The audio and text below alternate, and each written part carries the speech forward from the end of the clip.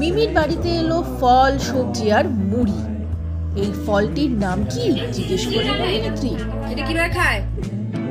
এটা উপরে খোসাটা খায়। হ্যাঁ, এটা এই ফলটা যদি কেউ না খেয়ে থাকো কোনোদিন, I will warn you not to eat it ever in your life. গ্রামের বাড়ি থেকে ফল বলতে কি কি এনেছিস? এইটা কি কি ইমা, এটা কি মা? গা খোসা। আর এইটা কি? মুড়ি, গ্রামের Cine gossip.